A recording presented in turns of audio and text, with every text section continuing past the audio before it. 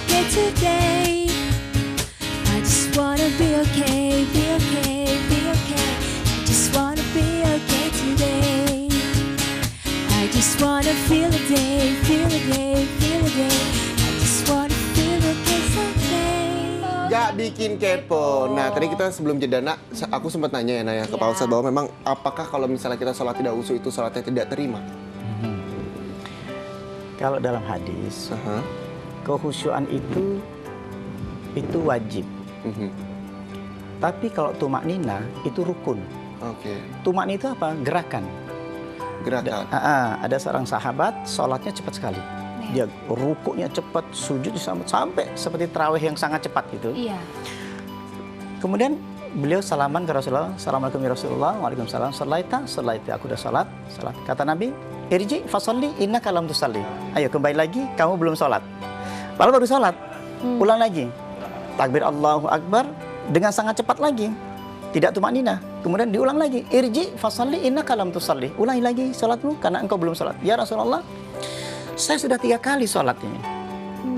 Fa'alimni, ajari aku sholatnya. Kata Nabi, coba kau berdiri. Idza qumta ila sholati fakabbir. Ketika kau sholat, kau takbirlah. Sumakra ma tayassara minal Quran, maka bacalah Quran. Kemudian yang paling mudah bagimu baca Qurannya. Kemudian sumarka hatta tatma'inna raqian. Kemudian rukuklah kamu sehingga engkau betul tumaknina. Oh, jadi memang ada cara-cara supaya sholat tumaknina ya? Boleh saya diajarkan, Ustaz? Jadi tumaknina itu fa idza raka'ta fadha rahataika ala rukbataika summa farij asabi'aka summa amkus hatta ya'khudha kullu 'udwin ma akhadha. Jadi tumaknina itu sampai tulang-tulangnya kembali pada tempatnya. Oke. Jadi ini tidak tumaknina. Iya, Suatu ketika ada sahabat Sayyidina Umar, ada seorang sahabat, dia sholatnya begini. Allah, sampai konsentrasinya penuh.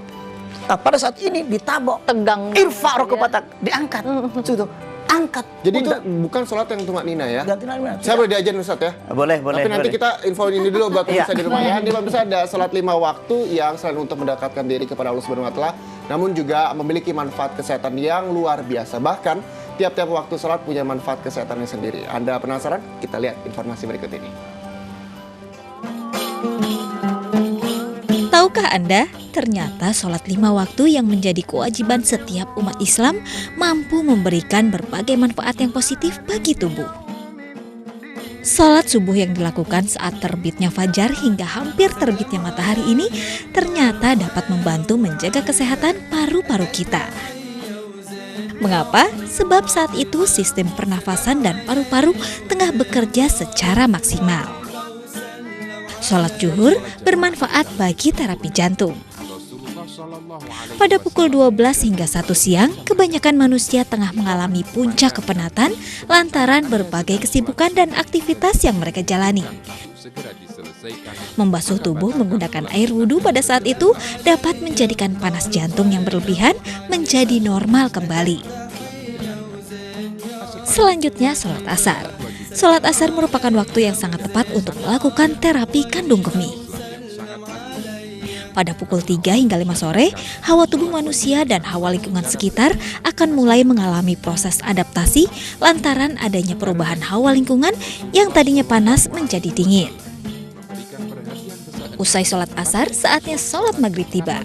Sholat maghrib merupakan saat paling tepat untuk melakukan terapi ginjal. Sebab saat itu, hawa udara sekitar akan semakin menurun sehingga membuat sistem organ dalam tubuh harus menyesuaikan diri dengan energi yang ada di lingkungan sekitar. Saat pukul 7 hingga 9 malam, suhu udara yang mulai rendah dari suhu tubuh membuat tubuh membutuhkan penyesuaian sistem energi. Dan sholat isya membuat terjadinya penurunan kinerja organ internal yang telah dipenatkan dengan berbagai aktivitas sehari-hari.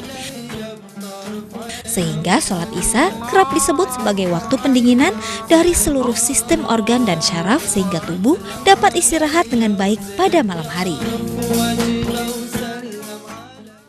Wah, sholat isya katanya pendingin sistem organ, Zat.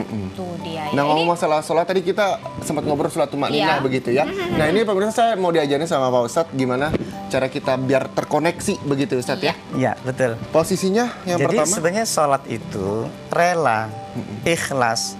Jadi mukhlisin lahuddin, pertama ikhlas. Orang ikhlas itu tubuhnya rileks. Yang kedua tidak tegang. Jadi Sayyidina Umar itu pernah nepok seseorang yang karena tegang. Sebenarnya orang ketemu Allah itu tubuhnya rileks, tunduk. Nah, ketika tundukkan kepala, coba Anda rasakan. Sekarang yang satu yang paling kita perhatikan, berdirinya, qiyam itu berdiri, bukan sekedar berdiri. Qiyam di hadapan Allah, berdiri di hadapan Allah. Allah memperhatikanmu di saat berdiri. Alladzi yaraka hina taqum wa taqallubaka fi sajid. Allah melihatmu. Sekarang Anda rasakan Allah melihatmu. Tunduk di hadapanmu. Ini harus diimani. Ketika kau rela di hadapanmu, apa yang kau rasakan? Tubuhmu akan rileks. Tubuhmu akan kendor, tidak tegang. Nah, khusyuk itu ada di sini, kata Umar. Hahuna, khusyuk itu di hatimu. Dan engkau sadari Allah melihatmu di saat berdiri sholat. Kau tundukkan lebih dalam. Engkau tundukkan lebih dalam. Pasrah lebih dalam. Letakkan tanganmu. Ketika takbir, Allahu Akbar, jangan tegang. Ya, terus sedekap. Lalu tundukkan wajahmu. Aku melihatmu di saat berdiri sholat.